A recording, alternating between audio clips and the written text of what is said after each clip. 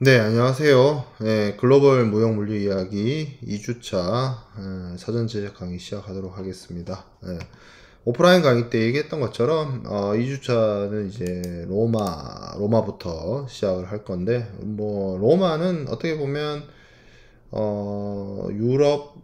유럽을 넘어서서 사실은 전 세계적인 역사에 등장한 이후에 그 로마의 어떤 유산이라고 해야 될까요? 뭐 정신적, 물질적, 종교적 유산들이 오늘날의 서구 사회, 뭐 더 나아가서 전 세계적인 영향력이 아직도 존재한다라고 볼 수 있을 정도로 예, 뭐 그런 것들은 충분히 여러분들이 많이 찾을 수 있어요. 어차피 뭐 전 세계에서 가장 많은 사람들이 믿고 있는 카톨릭 뭐 기독교 이제 카톨릭과 뭐 개신교를 다 포함을 한다라고 쳤을 때 세계에서 제일 많은 사람들이 믿고 있는데 그 종교 자체가 로마의 국교였죠. 로마의 국교였고 뭐 세계 제국을 꿈꿨던 수많은 사람들, 예를 들어서 어, 아돌프 히틀러라든지,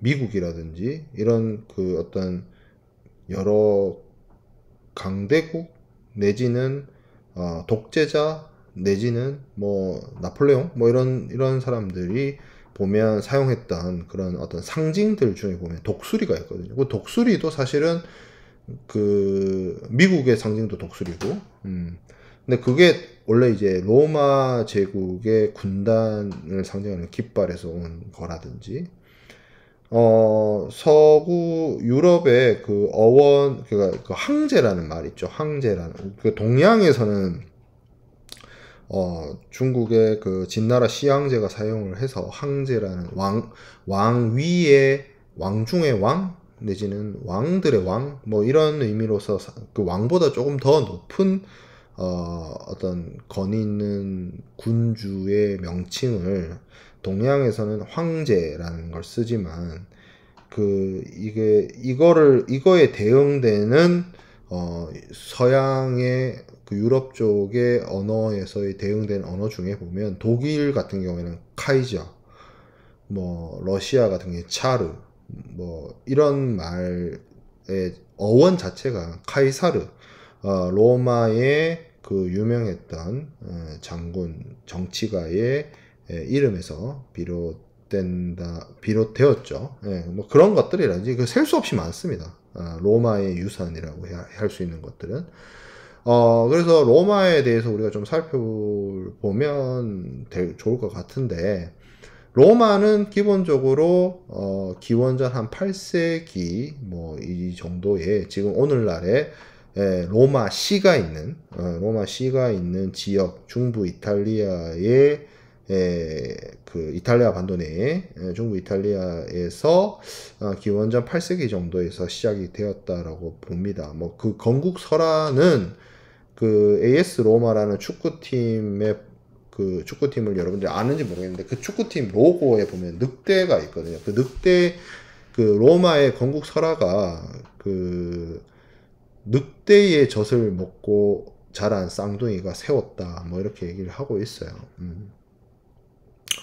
뭐 그래요. 뭐 마늘 먹고 곰이 사람 되는 것처럼 이 늑대 젖을 먹고 자랐다 뭐 이런 것도 참 건국설하니까 이해할 수 있는 부분이죠. 뭐 의미는 있다라고 봅니다. 또 쌍둥이가 세웠다라는 것 자체가 어떻게 보면 뭐 설립자가 두 명이었다는 얘기일 수도 있고 뭐 여러 가지 의미로 해석되어질 수 있죠. 문학적으로든 역사학적으로든 어쨌든 그래서 이 로마가 시작이 되었고 로마는 처음에는 도시국가였습니다. 그러다가 뭐 기원전 510년 전 경부터 공화정, 물론 이거는 오늘날의 민주주의 국가의 공화국을 의미하진 않아요.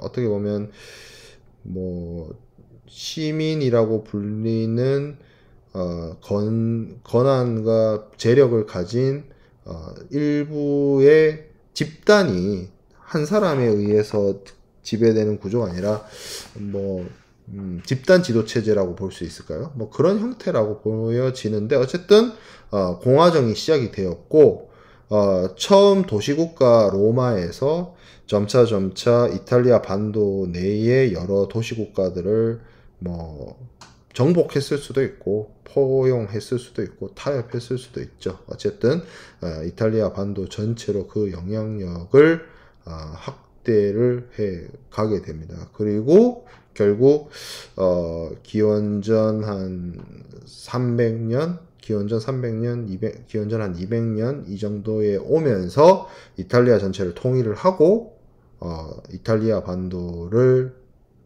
넘어서서 이제 바다로 진출을 하게 되죠.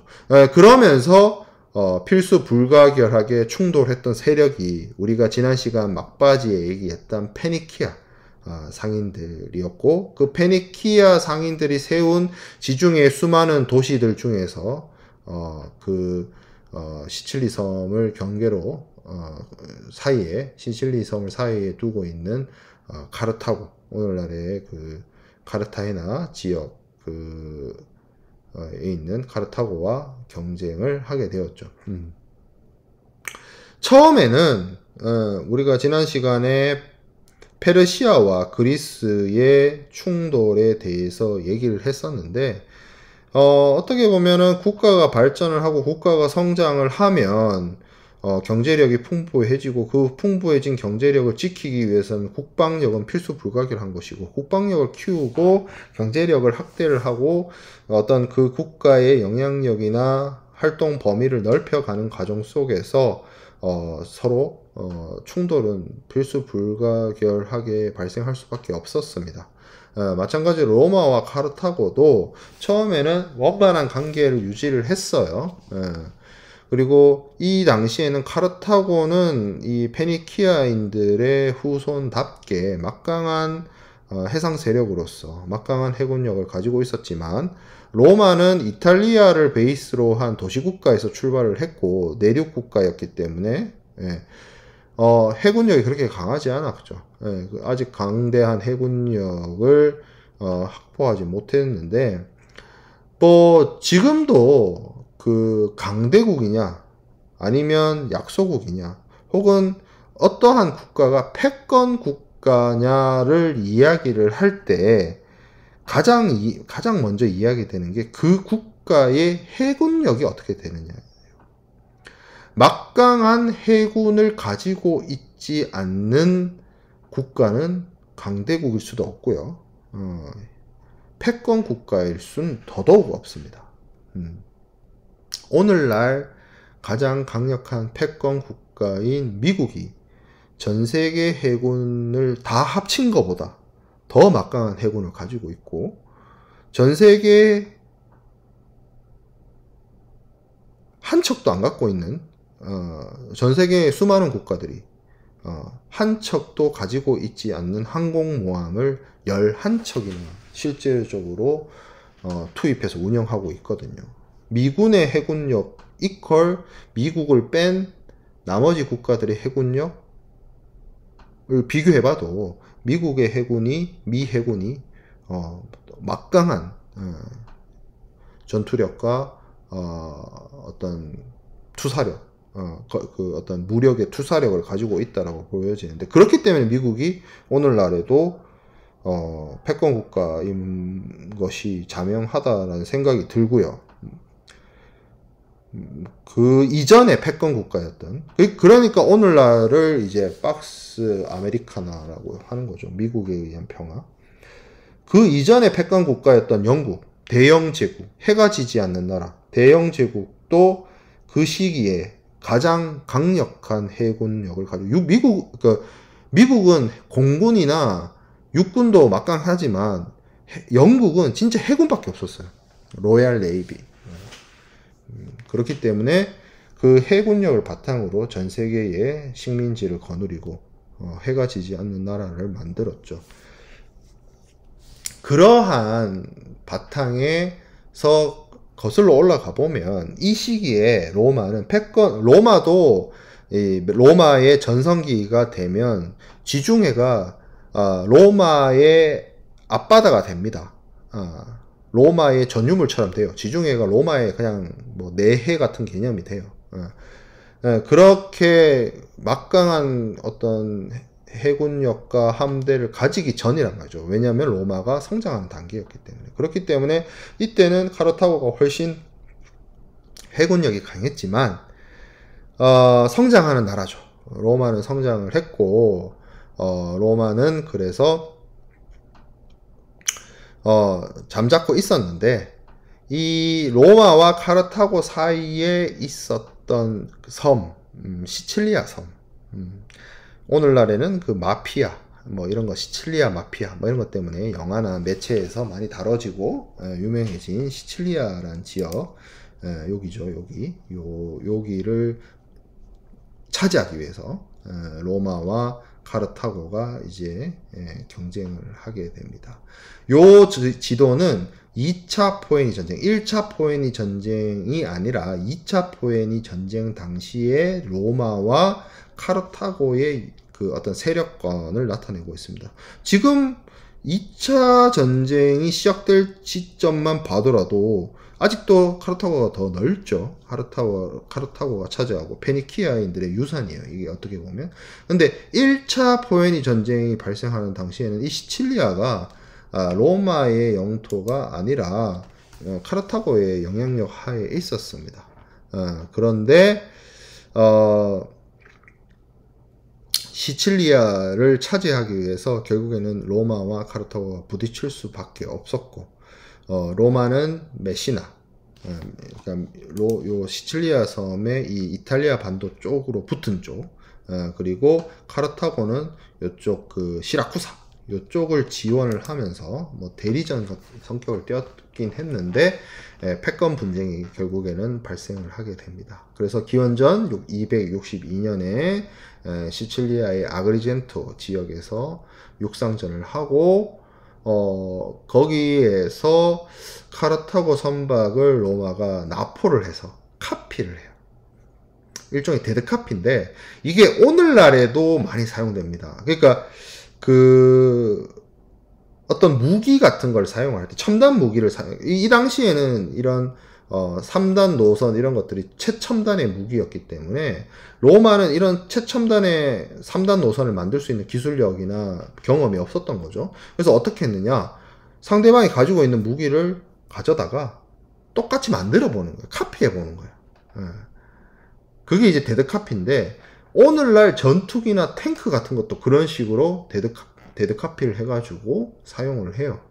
개발을 하고. 뭐, 처음에는 베껴서 만들다가, 뭐, 이렇게 고치고 개선해보고 하면서 이제 자기의 그 국가의 기술력을 총동원해서 새로운 어떤 무기를, 첨단 무기를 만들어낼 수 있는 거죠. 그런데 그거를 만들기 위한 전 단계에는 적성국가나 기술이 발달한 국가의 무기를 베껴가지고 만들어내는 그런 방식인데, 여기서도 이제 쉽게 말하면 기원전 262년에도 데드카피를 한 거예요. 데드카피를 해가지고 만들어낸 거죠.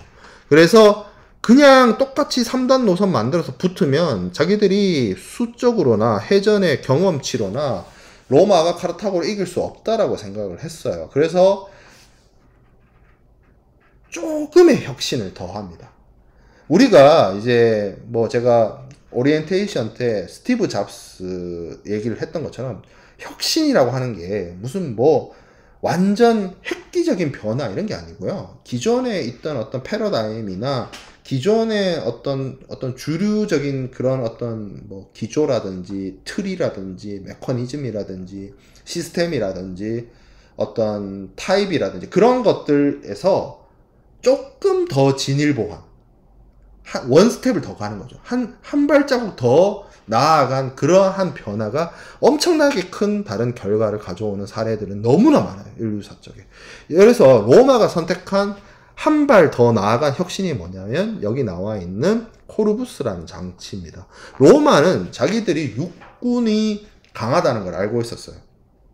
카르타고는 해군이 강하고, 그리고 카르타고는 뒤에서 얘기를 하겠지만 카르타고는 어떤 상인의 나라예요.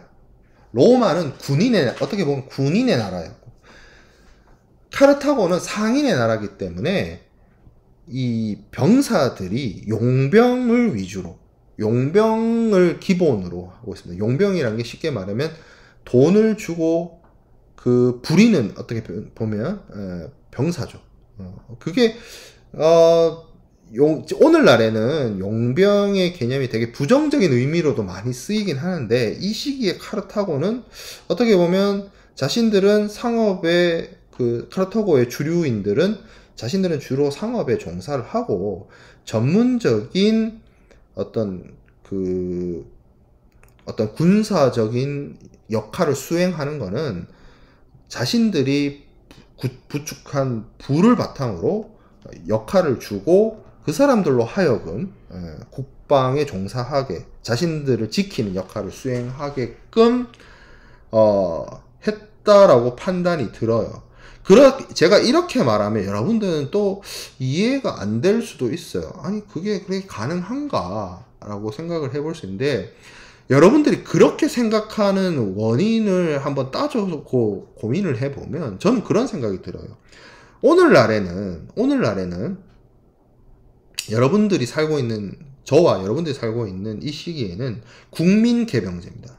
그게 무슨 얘기냐면 국민 모두가 국방의 의무를 지고 국민 모두가 전쟁이 나면 역할을 수행을 해야 되는 거죠. 그게 뭐 꼭 성별에 의한 문제가 아니라 뭐 남자만 국방의 의무를 지고 이런 차원이 아니라, 국민이라면 나라에 대해서 전쟁이 발발했을 때 총을 들든, 아니면 내가 직접 총을 들고 싸우는 게 아니면 어떤 뭐 후방에서라도 지원을 하든 이런 역할을 수행을 해서 국민개병제로서, 국민국가이기 때문에 이 국가의 주인은 국민이고, 이 국가의 주인인 국민이 그 국가를 지키는 게 너무나 당연하기 때문에 그렇잖아요. 대한민국 헌법에 국가의 주인은 국민이라고 돼 있잖아요. 모든 권력은 국민으로부터 나온다. 주인이 국민이니까 집주인이 자기 집 지켜야 되는 거 아니에요? 그러니까 당연히 이 나라의 주인인 국민이 국방의 의무를 지고 국가를 지키는 게 너무나 당연한 거잖아요. 근데 이런 개념 자체가 국민개병주의, 국민주권주의, 이런 게 생겨난 지가 얼마 안 됐어요, 여러분. 최소 프랑스 대혁명 전에는 없었어요, 이런 개념 자체가. 어떻게 보면 우리나라를 지키기 위해서 모든 국민이 총을 들고 무기를 들고 전선으로 나간다는 개념은 프랑스 대혁명 이후에 나폴레옹 시기, 이때 이렇게 처음 등장한 거예요. 그 이전에는 없어요. 그 이전은 그럼 뭐냐? 그럼 그 전에는 뭐였는데? 라고 하면, 이건 서양 기준이에요, 서양 기준. 예.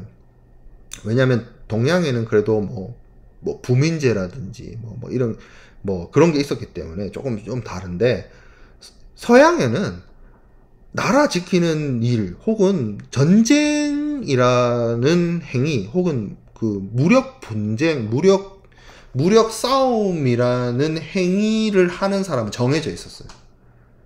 그리고 그거 하는 사람들이 따로 계급도 있었어. 그게 뭐예요? 대표적으로 기사 계급. 왜? 사람이 그 칼을 들고 있잖아요. 이렇게 휘두르는 거를 숙달하는데 필요한 시간과 총을 들고 총을 쏘는 것을 숙달하는 시간은 천지 차이가 있습니다. 여러분들이 그냥 그거를 한번 생각을 해보세요. 내가 여기 군대를 다녀온 사람도 있을 거예요. 군대에서 전역한 사람도 있을 텐데, 군대에서 총을 쏘기 위해서 훈련을 받는데, 내가 총의 기능적인 거를 익히고 총을 쏴보고 하는데 한 1, 2주면 되거든요. 1, 2주 훈련 받으면 총이 뭐고, 탄창 결합 어떻게 해서 이거 안전수칙 어떻게 지키고 기능적으로, 그리고 분해해가지고 다시 결합해보고 한 다음에 사격 자세 배우고 실제로 쏴보고 하는데 한 1, 2주면 돼요. 근데 칼을 들고 다른 사람하고 칼 싸움을 해가지고 내가 이 사람을 제압해서 이 사람을 죽일 수 있을 정도의 실력을 갖추는데 1, 2주면 안 됩니다. 1, 2년도 부족해요. 10년, 20년 해야 됩니다. 그 정도 실력을 갖추려면. 자, 칼 얘기를 했으니까 그런데 활이라고 쳐봅시다. 활을 들고 내가 다른 사람을 죽일 수 있을 정도의 훈련을 쌓으려면 1, 2주 만에 될까요? 안 돼요. 1년, 2년? 쉽지 않아요. 한 10년 해야 돼요. 활. 네. 유원지에서 여러분들 인형 타먹으려고 쏘는 활 말고 뭐 양궁이라든지 국궁이라든지 이거 하려면 제대로 하려면 1, 2주 만에 안 돼요. 네. 그 얘기인 즉슨 뭐냐면 전쟁이나 이 무력 행사를 하는 집단은 그것만을 위해서 전문적으로 트레이닝을 받은 집단이라고. 그러니까 카르타고는 경제적으로 부유하니까 그런 거를 할 수 있는 사람들을 후원을 해서 부릴 수 있는 단계입니다. 그래서 이 카르타고는 해군력이 강하고 용병 중심이고 로마는 육군 중심이었단 말이에요. 자, 그러면 육군 중심의 국가가 해군 중심인 국가와 해전을 벌이겠다는 거잖아. 나는 육상에서 싸우면 강한데 기어이 상대방이 강한 바다로 나아가서 내가 저들하고 싸우겠다는 거잖아. 그럼 그걸 어떻게 해결할 건데에 사용한 방식이 코르부스란 거예요. 어떻게 생겨먹은 거냐? 이거죠. 3단 노선이 있어요. 3단 노선이 있는데 요런 장치가 있습니다. 요런 장치. 여기 보면 이렇게 사다리로 돼 있고 여기에 큰 뭐 못 같은 게 있는 거죠. 그래서 뭐예요? 배를 근처로 배로 부딪히는 문제가 아니에요. 배를 상대방 배에 근접을 시킵니다. 그런 다음에 이걸로 쾅 찍는 거죠. 그런 다음에 사다리로 넘어갑니다. 누가? 중무장한 보병이 방패 들고 칼 들고 사다리 건너서 상대방 배로 올라타는 거죠. 그러면 상대방 배에 올라타는 순간 뭐가 되죠? 그 좁은 배라는 공간에서의 백병전이 벌어지는 거죠. 나 이건 자신 있어. 이거는 바다지만 위치는 바다 위에 떠 있는 배 위에서 싸우는 거지만 내가 이거 칼 들고 싸우는 건 자신 있어. 이러면 붙이는 거잖아. 근데 카르타고 입장에서는 이런 백병정이 약하면 상대방 배를 멀리 띄워놓고 이렇게 화살이나 이런 원거리 무기로 원거리에서 타격을 주는 것을 선호했을 텐데 로마는 육상에서 가지고 있는 어떤 전투력을 바다로 가져와서 그대로 해전에서 이렇게 배를 붙여서 상대방 배에 등선을 해서 상대방을 제압하는 방식으로 승리를 거둡니다. 요 혁신이었던 거죠. 요 코르부스라는 장치를 동원을 해서 그래서 기원전 260년에 밀라이 근해에서 전투가 벌어졌고 카르타고가 패전을 합니다. 그래서 오랜 기간 전쟁을 한 끝에 꽤 오랜 기간 동안 전쟁이 벌어져요. 그래서 23년 동안 1차 포에니 전쟁을 했고 로마의 완승으로 끝이 납니다. 완습이 아니고 완승이죠. 완승. 자, 그래서 이 전쟁으로 지중해 패권이 로마에게로 넘어가게 됩니다.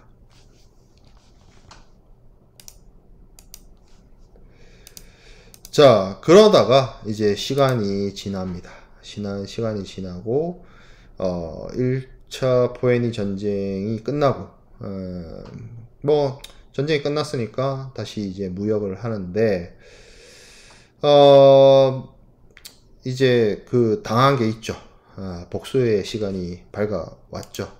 그래서 사실 지중해 패권이 완전히 로마에게 넘어갔다 하더라도 카르타고가 부잣집인데 부잣집 망해도 3년은 간다고 가진 게 있잖아요. 그래서 뭐 해외 식민지나 이런 것들을 뭐 시칠리아 섬은 상실을 했지만 이런 새로운 식민지를 만들고 했는데 그 새로운 식민지 중에 하나가 뭐였냐? 스페인이었던 거죠. 오늘날의 스페인. 그래서 거기에다가 뉴 카르타고라는 뜻에서 카르타헤나를 설립을 하고 오늘날의 이제 바르셀로나 그 지역인데 거기서 힘을 기릅니다. 그리고 1차 전쟁에서 활약했던 장군의 아들인 한니발이 유명한 한니발이 기원전 219년 기원전 9년에 이제 보복을 위한 2차 포에니 전쟁을 벌이게 됩니다. 그래서 여기서 이제 쳐들어 올라가는 거죠. 올라가는 건데, 그래서 피레네 산맥을 넘고 알프스 산맥을 넘어서 이탈리아로 들어갑니다. 한니발이. 그래서 한니발이 알프스 넘어서 이탈리아로 들어가서 기원전 218년부터 216년 이 정도의 로마를 공격을 해요. 대표적으로 가장 유명한 칸나의 전투에서 8만 명 중에 15,000명만 퇴각하는, 나머지는 전멸하는 수준의 대패를 당합니다. 그리고 나서 한니발이 이탈리아 반도에서 한 15년 동안 머물면서 여러 지역을 이제 돌아다니는데, 돌아다니기만 해요. 돌아다니기만 합니다. 그 이유가 뭐였냐면, 한니발이 스페인을 출발할 때는 한 6만 명 정도의 병력을 동원을 했는데, 알프스를 통과하고 하는 동안 뭐 한 절반이 없어져요. 도망간 사람도 있을 것이고, 그 피레네 산맥과 알프스 산맥을 넘으면서 죽거나 다치거나 하는 인원들이 발생을 하면서 6만 명 병력을 가지고 갔는데 이탈리아에 막상 도착해서 보니까 뭐 3만 명이 채 안 되는. 근데 문제는 뭐냐면 1차 포에니 전쟁 이후에 지중해 바다의 패권을 로마가 가지고 있었단 말이에요. 한니발 자신은 산을 넘어서 이탈리아 반도 안으로 들어왔는데 지속적으로 추가적인 병력이라든지 물품 보급을 받아야 이탈리아에 있는 여러 도시 국가들이나 아니면 하다못해 그러니까 로마의 본거지인 로마를 점령할 수 있잖아요. 근데 그게 안 됐던 거죠. 그럴 수 있는 병력이 안 됐던 거죠. 그럴 수 있는 상황이 안 됐던 거죠. 로마 입장에서는 뭐 3만 명 병력 정도밖에 안 되니까 뭐 우리가 그냥 수로 누르자 해서 8만 명을 출동을 시켰는데 한니발의 뛰어난 전략 전술에 휘말려 가지고 대패를 당하고 납니다. 대패를 당하고 나 보니까 쟤들이 병력이 그렇게 많진 않은데 로마군이 8만 명에서 15,000명으로 줄었는데 카르타고 그 한니발의 군대도 당연히 3만 명으로 시작했다 하더라도 6만 명에서 이탈리아 오면서 한 반 날라갔고, 이탈리아 도착해서 한 3만 명이 채 안 됐는데 8만 명에서 거의 한 6만 명이 사망하는, 적을 6만 명이나 죽었는데 카르타고 군도 어느 정도 손실이 있지 않았겠어요. 이때만 하더라도 서로 칼 들고 싸우던 시절인데. 그러니까 지속적으로 한니발 군은 지속적으로 병력이 감소하고 있는데 보충 병력을 보내줄 수가 없는 거예요. 왜? 바다를 뺏겼기 때문에. 그래서 이게 앞서 제가 처음 얘기할 때 패권 국가다. 그 시대, 그 세계를 지배하는 국가라는 것은 바다를 지배하는 국가가 강대국이고 패권 국가입니다. 바다를 지배하지 못하는 국가는 절대 패권 국가가 될 수 없어요. 여기서도 나타나는 거죠. 만약에 카르타고가 1차 포에니 전쟁 때처럼 카르타고가 제해권, 그 바다를 장악하고 있다라고 한다면 한니발 같은 사람이 이탈리아 반도에 어느 정도 세력을 구축하고 있다 그러면 지속적으로 보충하는 병력과 군수물자를 계속 보내줄 수 있었을 거예요. 바다를 통해서. 제가 첫 시간에 그 얘기를 했죠. 사람이 혹은 동물이 육상에서 운반할 수 있는 물품에는 한계가 있어요. 하지만 배는 무한대예요. 바람과 조류의 힘만 있다면. 그런데 그게 안 됐던 거죠. 해상 보급을 못 받는 거죠. 그러니까 이도 저도 못하는 거예요. 그런 과정 속에서 로마가 반격을 시작을 하는 거죠. 로마도 한니발이 그랬던 것처럼 카르타고의 본진을 공격합니다. 그래서 스키피오를 카르타헤나로 보내고 스페인을 점령을 해버리고 그리고 아프리카의 카르타고로 보냅니다. 그러니까 카르타고가 위험해지니까 카르타고 본국에 있어서도 한니발을 소환할 수밖에 없는 거죠. 그래서 15년간의 로마 원정을 매듭짓고 어쩔 수 없이 매듭짓고 카르타고로 돌아와서 자기의 본국을 지키기 위한 전투에 나서는데 그게 이제 자마 전투입니다. 그 전투에서 스키피오가 승리를 하게 되고 이 전투 이후에 완전히 로마가 지중해 패권을 장악을 하고 카르타고는 더 이상 로마의 경쟁 상대가 될 수 없을 정도로 무너집니다.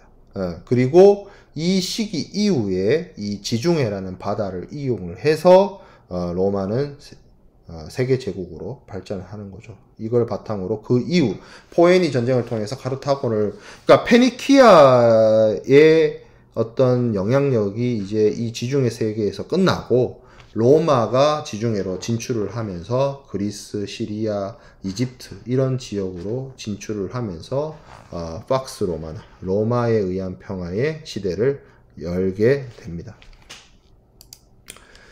그래서 제가 처음에 이제 로마를 얘기를 하면서 말씀드렸던 부분이 패권 국가다. 패권 국가가 해군, 바다를 장악해야 된다. 이 바다를 장악하고 있는 것이 패권 국가다라는 얘기를 했었는데 이 강한 해군력을 가지고 전 세계 바다를 장악할 수 있는 여건이 가져지게 되면서 로마는 세계 제국으로 발전을 할 수 있었던 거죠. 왜? 바다는 오늘도 그렇지만 오늘날에도 그렇지만 가장 중요한 운송 해상 그러니까 운송 물류 네트워크이기 때문이에요. 자, 그러면 로마가 포에니 전쟁을 통해서 제해권을 지중해 바다를 장악을 하면서 이 지중해 바다를 자기의 바다인 것처럼 활용을 했다. 해상 물류 네트워크를 그렇게 구축했다라는 점을 우리가 확인을 했는데 또 한 가지 또 살펴볼 게 로마는 해상 운송 네트워크만 강했던 것이 아닙니다. 육상 운송, 도로 운송도 로마가 그 이전에 그 어떤 국가보다 혹은 근대 문명이 나타나기 전까지 근대가 오기 전까지 중세 시대를 다 포함하더라도 고대, 중세를 다 포함하더라도 로마만큼의 잘 갖춰진 육상 운송 시스템을 갖춘 국가는 없었어요. 그게 로마의 길입니다. 로마 제국은 엄청난 영토를 다스립니다. 엄청난 영토를 다스리는데 그거를 가능하게 했던 거는 제가 앞서 설명을 했던 해상 무역 네트워크, 해상 물류 네트워크 뿐만 아니라 도로망을 건설을 했어요. 로마군은 어디를 점령하러 가면 가장 먼저 하는 게 길부터 닦아요. 여러분들 뭐 많은 속담이 있잖아요. 이거와 관련돼서 모든 길은 로마로 통한다. 뭐 이런 이야기들이 있죠. 그래서 로마군의 공병 부대가 어디를 진출하게 되면 가장 먼저 하는 게 도로 건설입니다. 도로 건설을 하면서 자신들이 나아가야 가는 길을 만들기도 하고 이걸 통해서 후속되는 부대 혹은 후속되는 군수 지원을 받을 수 있는 루트를 만들어 나가는 거죠. 그리고 그 도로망의 중간중간마다 쉬어갈 수 있는 곳 혹은 군사적인 거점 내지는 요충지를 만들고 로마의 진출에 따라서 그 도로를 건설해 가면서 주요 지점마다 어떤 로마의 어떤 요새 같은 것들이 건설이 되죠. 그리고 그 요새들이 오늘날 유럽의 도시에 기원이 되는 경우가 많이 있습니다. 대표적으로 뭐 런던이라든지 독일의 켈른이라든지 이런 것들이 다 보면 로마군이 진출을 하면서 쌓은 도로망 그리고 그 도로망과 연계된 요새에서 비롯된다는 것. 자, 그래서 로마 제국의 전성기에 제국의 주요한 도시들을 연결하는 도로망이 구축이 되었고 총 29개의 도로망이 구축이 되었다고 합니다. 쉽게 말하면 로마 제국 전체에 29개의 고속도로가 있었다는 거예요. 오늘날로 치면. 그리고 그 길이는 86,000km. 그러니까 이 29개의 간선 도로망의 전체 길이가 이 정도 됐다는 거죠. 처음에 사용된 목적, 이게 만들어진 게 군대가 나아가기 위해서 만들어졌기 때문에 군수 물자를 옮길 수 있어야 되고 전차나 말이 지나갈 수 있어야 되죠. 그리고 그렇기 때문에 넓게 형성이 되었고 군사적 목적이 있기 때문에 이 길이 꼬불꼬불하거나 뭐 예를 들어서 나아가야 할 때 이렇게 고저차가 있거나 이러면 불리해요. 그게 무슨 얘기냐면, 자, 길을 이렇게 만든다고 치자고요. 이렇게 U자형으로 산이 이렇게 있어서 산을 이렇게 돌아간다라고 칩시다. 그러면 산 뒷부분에 뭐가 있는지 혹은 적대 세력이 있는지 매복이 있는지를 알 수가 없잖아요. 길을 이렇게 만들면. 그러면 길을 최대한 어떤 지형지물의 적군이나 위험 요소들이 안 보이게 숨지 못하게 만들려면 어떻게 해야 돼요? 주변이 평평한 상태에서 직진으로 만들어야 되죠. 되도록이면. 그래서 이걸 하기 위해서 다리를 만들거나 아니면 산을 깎거나 해서 길을 만들어 나갔다는 거죠. 자, 로마 제국의 도로는 그래서 이거를 굉장히 오늘날에 바라봐도 오늘날에도 이걸 쓸 수 있을 정도로 탄탄하게 잘 만들어져 있는데 그 만드는 방식이 이렇습니다. 작은 돌을 이렇게 쌓고 그리고 그 돌 사이에 오늘날로 치면 어떻게 보면 자연적 그 시멘트 같은 거라고 볼 수 있는데 이 모르타르를 굳히고 그리고 이제 실제로 마차나 사람이나 말이 이렇게 만나는 부분은 널쩍한 돌로 이렇게 깔아서 만들었다고 합니다. 그래서 도로의 두께는 약 한 90cm에서 120cm 두께 자체가, 이게 사실 이 정도만 돼도 오늘날의 아스팔트 포장도 이 정도로 두께 만들지는 않거든요.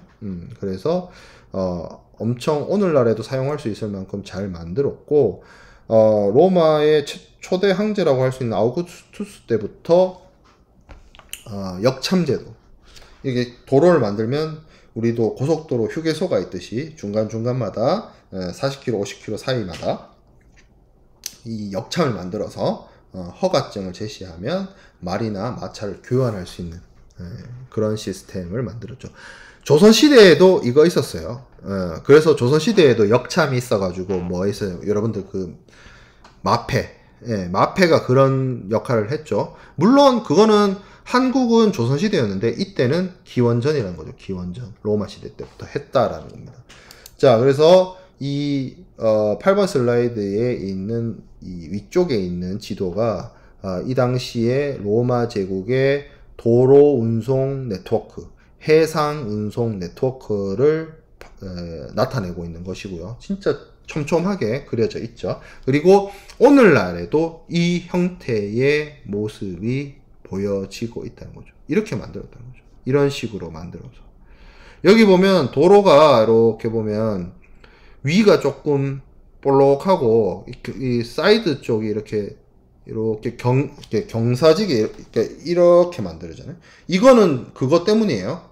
비 오면 이렇게 빠져나갈 수 있게. 오늘날의 도로도 사실 그렇게 만들잖아요. 여러분들 길 가다가 물론 부산은 하도 무거운 차들이 많이 타서 도로가 빨리 상해가지고 부산의 도로는 좀 상태가 안 좋은데 이 아스팔트 도로 포장해 놓은 거 보면은 이 도로 가운데를 볼록하게 위로 조금 옹긋하게 만들고 이 경계 사이드 부분으로 내려갈수록 이렇게 경사를 짙게 만들잖아요. 그거는 이제 비가 왔을 때 하수구 쪽으로 빗물이 빠져나갈 수 있게 만드는 그런 방식의 건설을 기원전 200년부터 했다는 거예요. 200년, 뭐 기원 전후부터 사용을 했다는 거죠. 이런 도로 교통망과 해상 운송 물류 네트워크를 갖고 있기 때문에 로마는 세계 제국이 될 수 있었던 겁니다.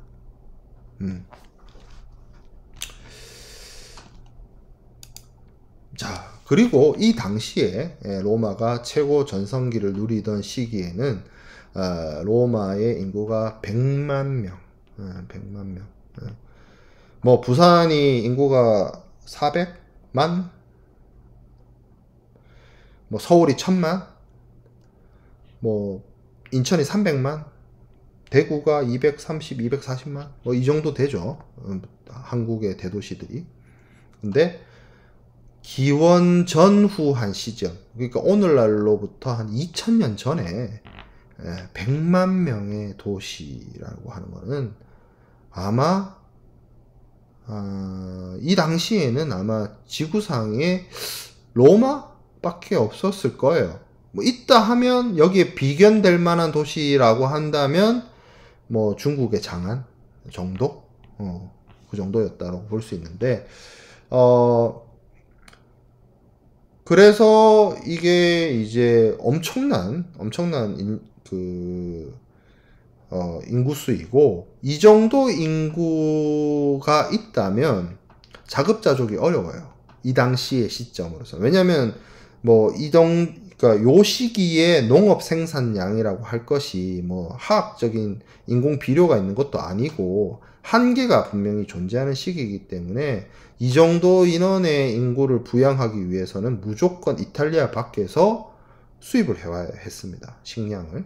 그래서 대충 이 정도의 인원들에게 무상으로 식량을 나눠주게 되었는데, 이 로마에서는 대체적으로 15만에서 17만 정도의 가구가 국가로부터 곡물을 무료로 받았고, 대충 한 60만에서 1인 한 가구당 4인, 5인 가족이 있다라고 추정을 해보면 60만에서 80만 정도가 되는데, 이 정도 인원들이 국가에서 나눠주는 식량으로 생활을 했다는 거죠. 그래서 로마 제국의 전성기에는 여러 로마의 해군이 이집트에서, 왜냐면 이집트, 우리가 지난 시간에 얘기를 했는데 이집트의 나일강을 통한 농업 생산량이 어마어마했거든요. 그래서 거기서 가져오는 식량으로 로마의 그 대단한 인원들을 먹여 살리는 그런 경제가 운영이 되었습니다. 자, 그래서 이런 막강한 제국, 막강한 어떤 시스템을 가지고 있는 이 로마는 초대 황제인 아우구스투스로부터 로마에 의한 평화의 시대를 만들어가지고 약 한 200년 동안 로마가 가지고 있는 막강한 통제력 하에서 로마에 의한 평화가 이룩하게 되는 거죠. 로마의 통치력이 있고 로마의 제국의 군사력과 행정력과 로마의 법률과 로마의 경제 시스템과 로마의 물류 네트워크가 있기 때문에 그거에 의해서 제국 전체에 뻗어져 있는 인프라 시스템 이런 것들로 되어 있기 때문에 사람들은 그 네트워크와 그 인프라와 그 시스템 속에서 살아갈 수 있었다는 거죠. 그렇기 때문에 이 로마에 의한 평화의 시대 때는 어떻게 보면 우리가 뒤에서 얘기하게 될 중세 시대 때보다도 오히려 사람들의 생활 수준이라든지 행복도라든지 이런 것들이 더 나았다라고 볼 수도 있습니다. 이렇게 물류 네트워크가 잘 갖춰져 있고 이집트에서 생산된 식량을 이탈리아로 수입을 해서 사람들에게 무상 배식을 하고 하는 그런 어떤 경제 물류 네트워크가 구축이 되어 있었다는 거죠. 그래서 로마가 패권 국가가 되었고 박스 로마다 시대를 열었는데 뭐 그 여러 가지 원인들이 있죠. 저는 여러분들한테 로마가 가진 어떤 도로 운송 네트워크라든지 해상 운송 네트워크라든지 이런 것들을 강조해서 설명을 드렸지만 이 로마에 대해서 여러 학자들이 로마가 왜 세계 대국이 되었는지를 분석하고 생각을 했던 것 같아요. 그래서 몇 가지를 좀 여러분한테 소개를 해주면, 플루타르코스 영웅전을 쓴 플루타르코스는 로마가 세계를 지배하는 대제국이 될 수 있었던 원인으로는 패배한 민족도 포용을 했다라는 거예요. 로마는 일단 로마가 그 로마 지역의 도시국가에서 출발을 했지만 결국 이탈리아 반도 전체의 사람들에게 똑같이 로마 시민의 권리를 주었고 했다는 거죠. 그리고 역사를 작성한 폴리비우스라는 사람은 로마가 가진 어떤 정치 체제의 유연성에 있다라고 했습니다. 로마는 처음부터 로마에 공화정이 있었던 건 아니에요. 처음에는 왕정으로 시작을 했어요. 왕정으로 시작을 하다가 귀족정 혹은 이제 공화정을 거치다가 다시 황제가 다스리는 재정국가로 바뀌죠. 그러니까 로마의 역사에서는 정치 체제가 계속 바뀌었어요. 하나의 고정된 정치 체제가 있었던 것이 아니라 이 정치 제도가 계속 바뀌어가는 거죠. 그런 것들이 어떻게 보면 정치 체제의 유연성을 가지고 있었고 그 시기마다 정치 체계를 바꿔가면서 어떤 사회적 혁신이나 변화를 이끌어냈다라고도 볼 수 있습니다. 그리고 디오니시오스라는 사람은 다른 종교에 배타적이지 않았다라는 점이 로마 제국이 세계를 지배하는 패제가 된 원인 중에 하나가 아닐까라고 분석을 해요. 처음에 로마는 기독교를 박해했습니다. 기독교를 자신들의 종교로 받아들이지 않았지만 이 기독교가 널리 퍼지게 됨으로 인해서 이것을 어떻게 보면 수용을 해서 제국의 종교가 되게끔 만들었고 어떻게 보면 그런 어떤 플렉서블함이 이 로마의 어떤 특징 중에 하나가 아닌가라는 생각이 들어요. 그리고 결국에는 다른 민족도 포용하고 다른 종교도 포용하고 정치체계도 그 시기와 필요성과 사회적 요구에 맞춰서 공화정이었다가 재정이었다가 이런 식으로 변화를 하는 그런 어떤 사회의 능력이 로마를 오랜 기간 동안 한 1000년이 넘는 기간 동안 1000년 제국으로 만들지 않았나라는 생각이 듭니다. 자, 그래서 로마는 오랜 기간 동안 그 지위를 누리다가 물론 이 로마가 너무 커지다 보니 그 쇠퇴기에 접어들어서는 그 영향력을 잃고 여러 가지 영토를 상실해 가고 그리고 경제력도 군사력도 하향해 가면서 쇠퇴기로 접어들게 되는데 최대 판도는 이 정도입니다. 이 정도이고 그래서 여기 보면 뭐 런던 그러니까 이제 브리타니아 지금의 영국이 있는 섬까지도 진출했고 유럽 서부 남부 유럽 전체 그리고 소아시아 지역 레반트 지역 이집트 북아프리카 지역에 이르기까지 로마의 영토에 있었고 이러다가 이제 쇠퇴기에 접어들어서는 여러분들이 알고 있는 것처럼 396년에 동로마 서로마로 이제 분할을 하게 되죠. 물론 이 분할은 통치의 목적도 있었고 넓어진 제국을 효율적으로 다스리기 위함도 있었지만 결국에는 전성기 때 어떤 그 영하하고는 전성기 때의 어떤 상황하고는 많이 달라진 부분이 없지 않아 있죠. 그래서 로마 제국의 쇠퇴기가 오게 됩니다. 로마는 추가적으로 몇 가지를 이제 더 말씀을 드리면 로마는 기본적으로 이러한 막대한 영토와 시민들과 그리고 여러 가지 육상, 해상의 물류 네트워크를 이용을 해서 시장 경제가 발달을 했는데 기본적으로 화폐 제도가 발달을 했고 지역적 분업이 이루어졌다는 내용들이 나오고 있어요. 처음에는 농업 부분을 먼저 좀 살펴보면 로마의 농업은 주로 농노제가 이루어졌는데 농노제가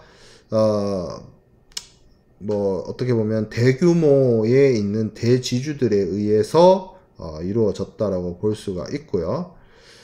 그리고 강업이 또 활성화되어서 많은 금속이나 비금속 광물들이 채업이 되었고, 로마에 있어서의 무역은 주로 시리아, 아라비아, 유대인들이 많이 종사를 했습니다.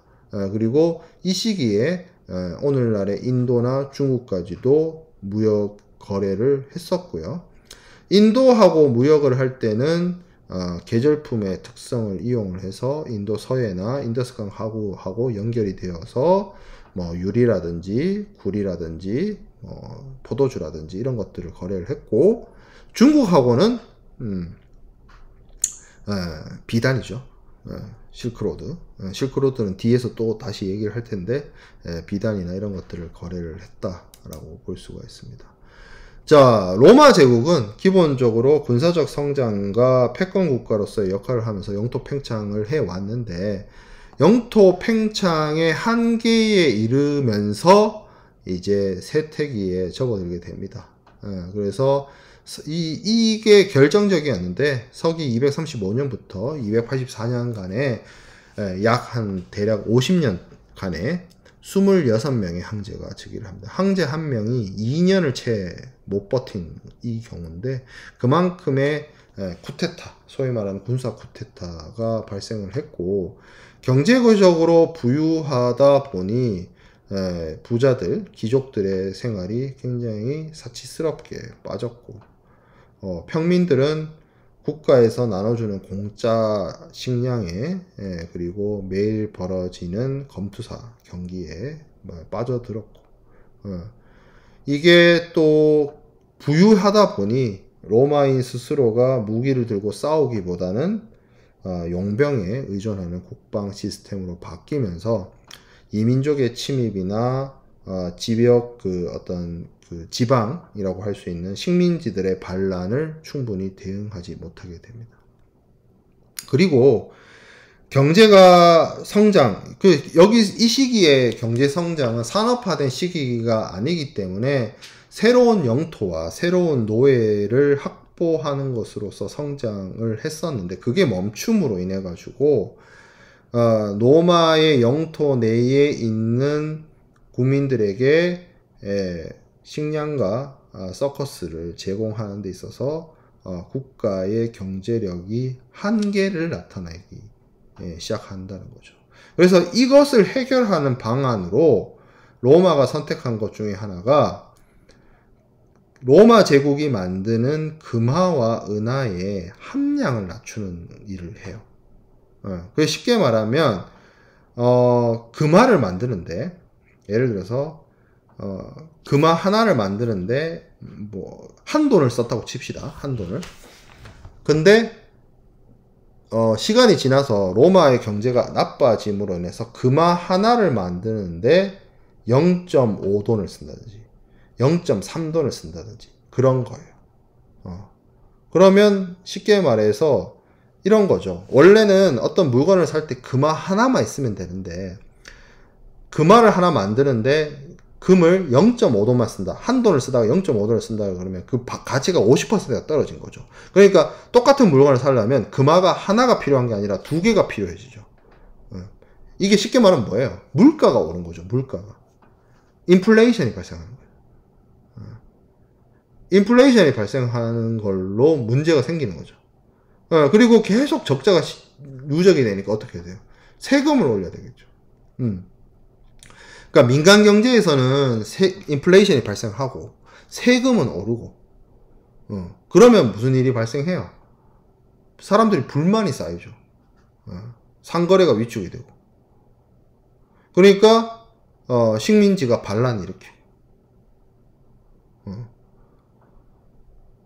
그래서 이제 선택한 방법이 서기 301년에 디오클레티아누스라는 황제가, 이 사람은 아마 경제학 수업을 들었어야 되는데, 뭐 이때는 뭐 애덤 스미스가 태어나기 훨씬 전이니까 경제학의 개념이 없었겠죠. 어쨌든 물가 동결을 명합니다. 아니, 돈의 가치가 떨어져 가지고 인플레이션이 발생을 하는데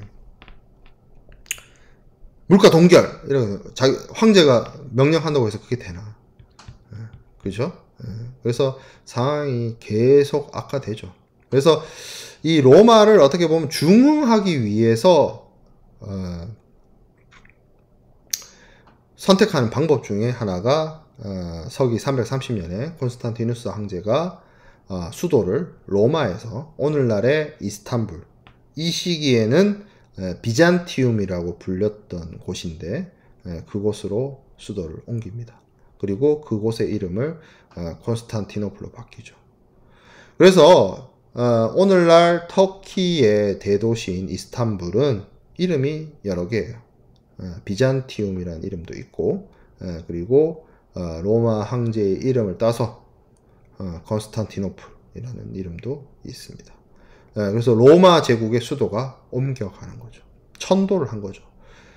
그러면서 중심이 옮겨가는데 결국 이러한 결정이 로마의 멸망을 늦추긴 했습니다. 왜냐하면 서로마 제국, 오늘날의 로마를 중심으로 한 서로마 제국은 얼마 안 가서 멸망을 했지만 콘스탄티노플을 중심으로 하는 동로마 제국은 중세까지 살아남아서 천년 제국을 형성을 하거든. 뭐 어찌됐든 이 인플레이션이란 현상이 사실 아까 여러분들도 제 설명을 들으면서 그런 생각을 했을 거예요. 물가는 오르고 세금도 오르고 지금 오늘날 이런 지금 코로나 이후에 금리가 오르고 이제 코로나 시기에는 다 힘들었기 때문에 돈을 많이 풀었어요. 뭐 어느 나라 정부를 할 것 없이 미국도 그랬고 유럽도 그랬고 한국도 그랬고 일본도 그랬고 돈을 막 풀었어. 왜냐면 지금 당장 어떻게든 이 팬데믹을 벗어나야 했기 때문에 정부의 재정 지출을 최대화했단 말이죠. 근데 이게 뭐 한계가 있는 게 아니죠. 그러니까 이제 긴축 재정으로 돌아섰죠. 긴축 재정으로 돌아섰는데 또 뭐가 터졌어요. 러시아 우크라이나 전쟁이 발발하면서 원재료 가격, 그러니까 가스나 이런 것들에 대한 원재료 가격이 올라가죠. 그러다 보니 이게 막 복합적으로 지금 굉장히 오늘날 2023년 오늘날 굉장히 세계 경제가 어렵고 한국의 경제도 고물가에 뭐 가스료, 전기세 엄청 많이 올랐죠. 그래서 아마 여러분들 뭐 자취를 한다든지 아니면 본가에 부모님의 어떤 걱정이나 이런 것들이 되게 큰 거를 여러분들도 몸소 지금 체험하고 있을 거라고 봐요. 그런 시대인데 인플레이션 현상은 2000년 전에도 있었어요. 인플레이션이라는 게 기본적으로 화폐 가치는 떨어지고 물가가 지속적으로 오르는 거죠. 그게 이제 인플레이션인데 뭐 그러니까 오늘날 경제, 지금 세계 경제는 제가 코로나 팬데믹도 얘기를 했고 러시아 우크라이나 전쟁도 얘기를 했고 뭐 여러 가지 원인이 있을 수 있어요. 고금리 정책, 긴축 재정, 뭐 여러 가지 원인에 의해서 인플레이션, 물가 상승, 뭐 원재료 가격 상승, 뭐 이런 것들이 발생을 합니다. 세계 경제는 그 경제에 영향을 줄 수 있는 요인들이 되게 많이 있기 때문에 그런 것들을 쉽게 얘기하기가 되게 어려워요. 그런 것들은 뭐 이제 여러분들 우리 학부 내에 개설되어 있는 뭐 미시경제학, 거시경제학, 국제경제학 뭐 이런 수업들을 통해서 충분히 배울 수 있는 거고, 이 시기에 2000년 전에 이 시기에는 뭐가 문제였냐면 돈 갖고 그러니까 주화의 그 함량을 떨어뜨려요. 국가가 경제가 어려워지니까 재정 부담이 극심해지니까 원래는 제가 앞서 얘기했던 것처럼 한 돈으로 그 코인 하나를 만들어야 되는데 이게 힘들어지니까 쉽게 말해서 요거를 함량을 떨어뜨리는 거예요. 그래서 한 돈으로 하나를 만들던 거를 예를 들어서 뭐 이렇게 해보는 거죠. 한 돈으로 10개를 만드는 거예요. 그 말을 한 돈으로 하나 만들던 시절에서 한 돈으로 10개를 만들어버려요. 그러면 어떻게 돼요? 액면가는 똑같이, 액면가는 어차피 금화 하나니까 액면가는 똑같지만 실질적인 가치가 10분의 1이 돼버리는 거죠. 그래서 이때 보면 여기 나와 있는 것처럼 이 안토니나우스, 이 발음하기 어려운데 요게 뭐 로마에서 사용한 은하의 이름이에요. 근데 요게 보면 어, 240년대, 250년대, 260년대, 270년대. 예. 점점 어떻게 돼요? 이 색깔 크기도 뭔가 좀 하면서 여기쯤 오면 이게 은하 맞아 싶은 색깔이죠. 색깔 자체도. 그러니까 함량이 그만큼 떨어뜨렸다는 거. 로마 경제가 부담이 오니까. 예. 그래서 오늘날에도 인플레이션이 뭐 물가 상승 뭐 이런 것들로 인해서 굉장히 경제적인 불만이 커지죠. 예. 뭐 정치적인 이슈까지 가기도 하고 대통령 지지율이라든지 집권당의 그 지지율을 떨어뜨리는 이 경제가 어려워지면 그런 원인이 되는데, 옛날에도 이 경제가 어려워지면 인플레이션이나 뭐 물가나 뭐 실업이나 이런 문제가 되면 국가가 힘들어지면 왕조가 바뀌기도 하고 왕이 교체되기도 하고 뭐 그렇게 됩니다. 폭동 일어나고 혁명 일어나고 이렇게 돼요. 그렇죠. 그래서 이게 2000년 전에도 이런 경제 위기, 인플레이션이 있었다라는 점을 여러분들한테 설명을 하고자 이 사진들을 가져왔어요. 자, 뭐 그리고 인플레이션, 뭐 디플레이션, 스태그플레이션 이런 것들은 여러분들 경제학 수업 시간에 많이 배우는 거죠. 인플레이션이 지속적으로 오르는 거라고 한다면 물가가 계속 떨어지는 거를 디플레이션이라고 하고, 그리고 경기가 안 좋은데 침체돼 있는데 물가가 상승하는, 이게 이제 쌍끌이가 되는 건데, 쉽게 말하면 이걸 이제 스태그플레이션이라고 하고, 이런 것들이 발생하게 되는 원인이나 그거를 이제 수학적으로 그래프로 이제 설명을 하는 부분들은 여러분들이 경제학 수업 시간에 충분히 들을 수 있을 거라고 생각이 듭니다. 자, 그래서 여기 이제 로마 제국의 어떤 번영과 로마 제국의 성장과 번영과 이제 쇠퇴로 넘어가는 단계까지 살펴보았는데, 그 이후부터는 우리가 오프라인 수업에서 만나서 나머지 부분을 이야기해 보도록 하겠습니다. 그래서 2주차 사전 제작 강의는 여기서 마치도록 하고, 로마 제국의 쇠퇴부터 오프라인 수업에서 만나서 우리 모두 수업 나머지 부분 진행을 하도록 하겠습니다. 네, 마칠게요.